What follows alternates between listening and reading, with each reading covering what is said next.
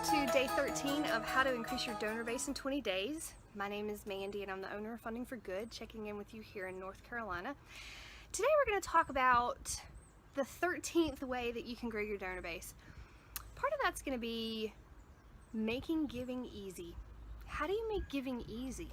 If I call your organization and I say, hey, I'd really like to make a gift to your organization, could I do that over the phone? And you're like, oh, I'm sorry, we can't take online payment, or we can't take over the phone payments. We don't have a way to process those. That's not making giving easy, and that's happened to me before. If I go online and you don't have a way to give through your website, that's not making it easy, especially in the day of millennials when everybody does everything online. Do you have a Facebook page? Do you have a Donate Now button on your Facebook page? If your target ideal prospect for a donor is an older demographic, do you have brochures and features on your website that make it easy for them to get around? Do you have larger print? Do you have it easy to navigate how to find the Donate Now section of your page and an easy process for doing that? Or are you asking for a lot of information? I learned this past year a little bit about marketing. I'm not an expert at marketing, but there are some basic concepts that you can implement that will make it easier for folks to give. Having an online capability to donate, having the ability for someone to call, having the ability for someone to drop by your office, having the ability for someone to mail in a check. You know, all the different ways that people could give, make it easy for them. Someone said to me, if it takes more than 2 clicks on the internet, people won't fool with it. People would just say no.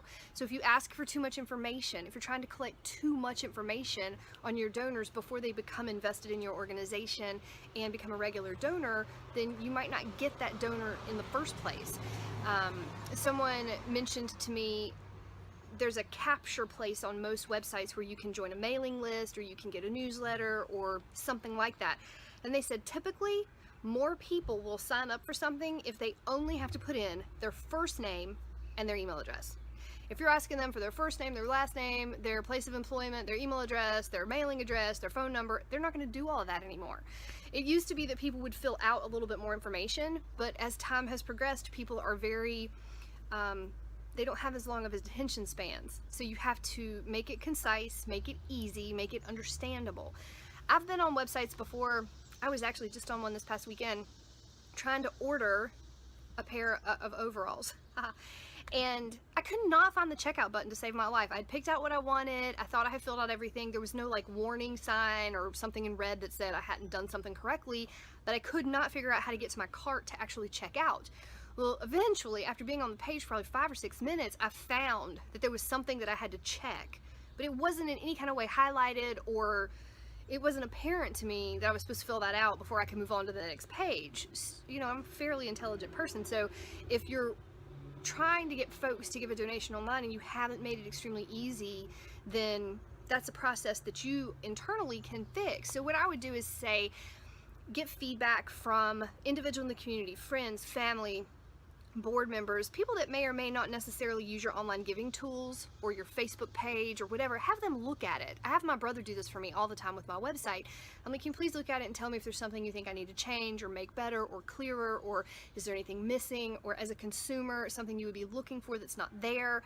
Because that's how you're going to get feedback that's good, neutral, constructive criticism. You're not necessarily going to get that from your current donors. You might not necessarily get that from people in-house because you sort of have blinders on and you're a little bit biased to your own website, or your own Facebook page or your own marketing materials. So make sure that you have thought about what makes this process as easy as possible for folks to give to us.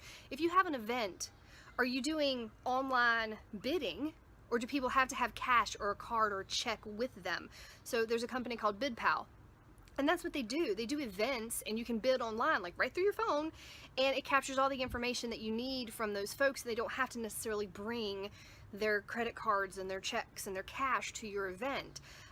Sometimes I go to events and folks are running around with the Squares or PayPal swipey cards, and then they also take cash, so they have a place for change. So it makes it easy for everybody in the room. If you're like, hey, would you like to buy a ticket for this? Or hey, would you like to buy raffle tickets for this or whatever? Everybody there could potentially participate because they've made it easy. So I encourage you to sit down and say, what have you done to allow people to give to your organization, and how easy is it? And is there a way for you to make it any easier? 3 simple questions that will help you get new donors and keep the ones that you have. Join us tomorrow for day 14 of How to Increase Your Donor Base in 20 Days. If you'd like to follow us online, you can subscribe to this page on YouTube, or you can join us at Funding for Good on Facebook. Hope you're having a great week.